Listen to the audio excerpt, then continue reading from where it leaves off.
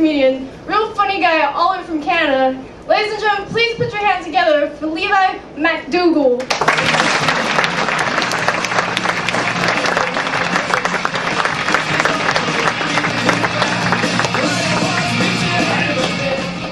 Hi, everyone.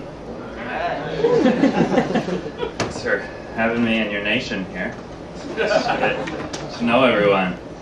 I thought I would, I brought some jokes, but before I just tear it apart with those, I thought I would just open with just a brief excerpt from the novel I'm currently working on. Hope that's all right. Just kind of listening in on a lot of conversations earlier, and it seemed like a pretty literary bunch, so it's a brief excerpt from my novel. I hope you enjoy it. She would stare out the window and drink Mandarin vodka.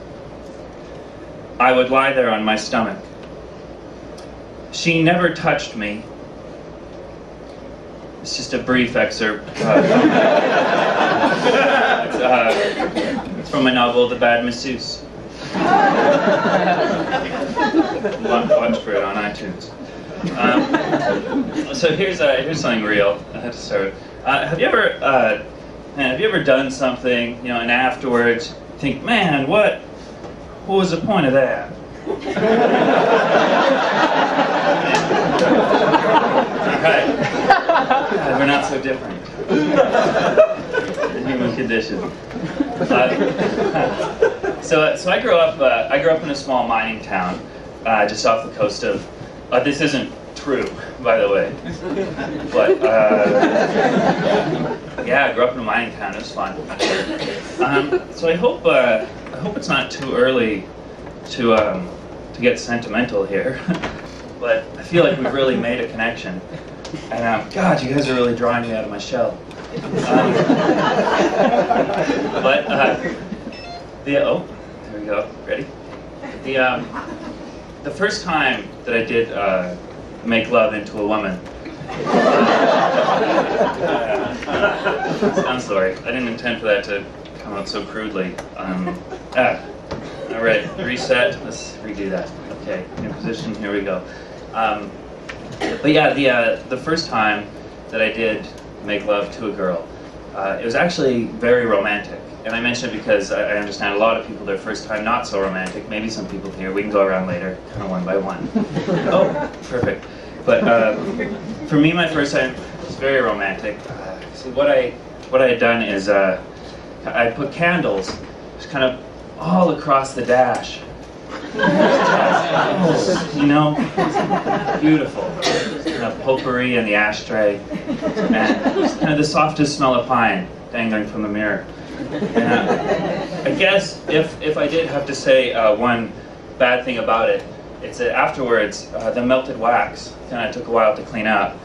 And anyways, that's the reason I was almost late tonight. So, how to get it started. So I don't really think it's right to mix the races. Stay with me here. I don't really think it's right to mix the races because I feel it affects the purity of the race. Stay with me here. I don't really think it's right to mix the races because I feel it affects the purity of the race and is also against God. Thank you.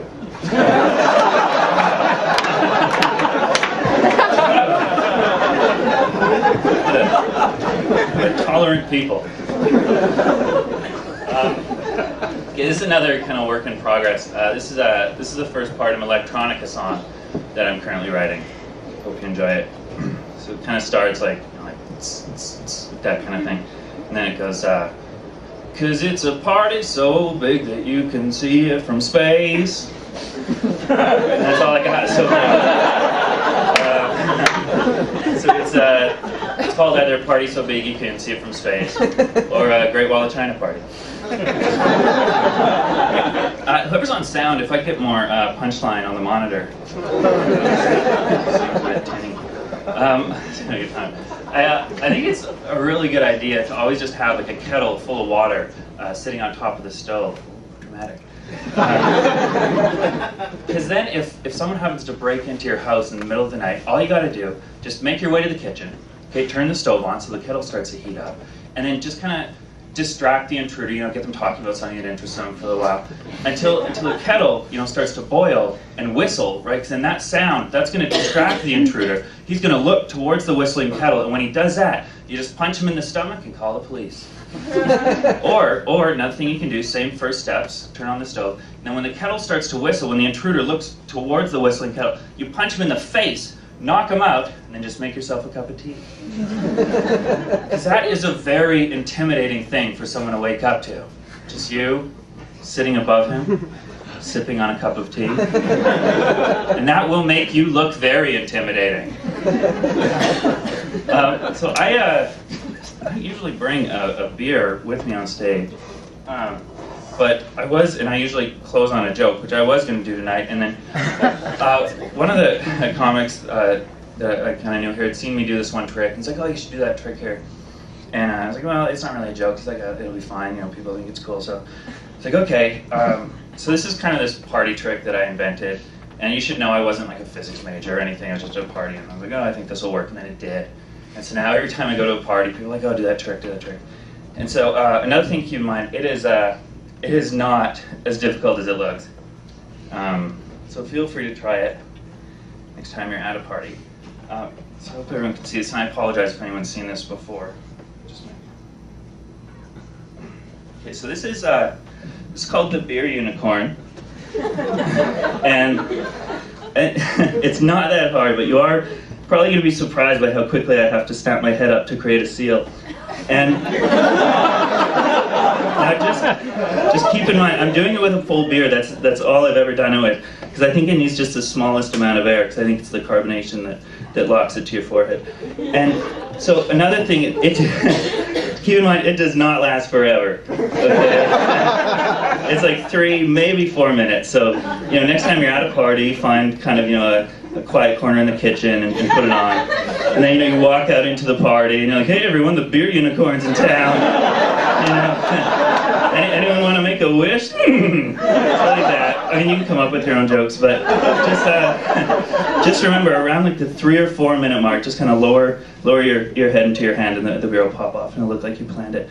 This one time, this crowd waited like 2 hours for this impossible trick. Just great. Thanks so much.